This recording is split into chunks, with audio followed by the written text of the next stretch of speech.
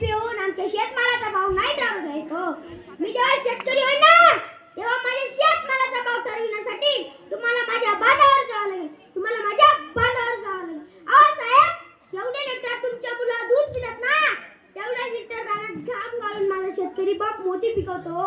अहो, आम्ही जर एक दिवस जगायचे ठरवलं ना तर हे सारे जग उभं असेल. लक्षात ठेवा, अर्थशास्त्रज्ञ म्हणतात व्यापारी लोकांमुळे देश चालतो, परंतु लॉकडाऊनमुळे कळालं की शेतात नांगर चालतो म्हणून तेच चालतो. आपल्या गावाचा 1 रुपया जरी हरवला तरी आपण 10 वेळा जाऊन शकतो. मग या काळ्या मातीत लाखो रुपये पेरणारा माझा शेतकरी कांद्याला जर 80 रुपये किलो भाव मिळत असेल तर कांदा महाग झाला म्हणून आंदोलन करणाऱ्या कार्यकर्त्यांना माझं एकच सांगणं आहे, काजू बदाम महाग झाले म्हणून माझा शेतकरी बाप काजू बदाम खात नाही ना. काजू बदाम महाग झाले म्हणून माझा शेतकरी बाप काजू बदाम खात नाही ना. मग तुम्ही आमचा कांदा का खावा? सांगा ना, का खावा? थेंब दुष्काळ थेंब पाण्यावर तळाच्या पोळाप्रमाणे मुक्या प्राण्यांची काळजी घेणाऱ्या माझ्या शेतकऱ्यांना कधी नाही मिळणार आहे? सांगा ना, कधी नाही मिळणार आहे का या प्रश्नाचे उत्तर तुमच्याकडे? नाही ना. मग या प्रश्नाचे उत्तर शोधण्यासाठी मला माझं स्वप्न पूर्ण करायचं आहे.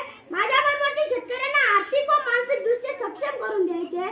पण मला एकच कळत नाही, विजेचे भाव वाढले की संप, पेट्रोलचे भाव वाढले की संप, कर्मचाऱ्याचा पगार झाला नाही की संप, आणि पुऱ्या देशाची भूक भागवणाऱ्या माझ्या शेतकऱ्यांना संप केला की म्हणतात काय ढग लागायची का रे, काय ढग लागायची का रे? ही परिस्थिती सुधारण्यासाठी मला माझं स्वप्न पूर्ण करायचं आहे.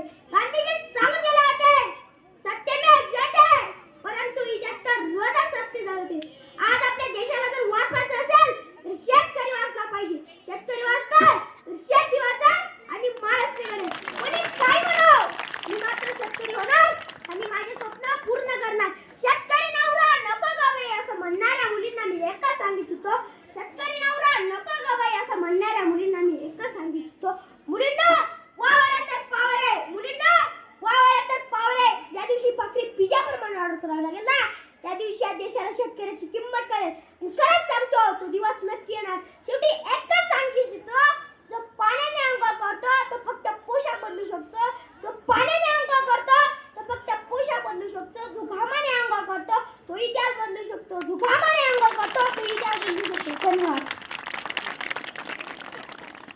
वाह, अभिनंदन. यानंतर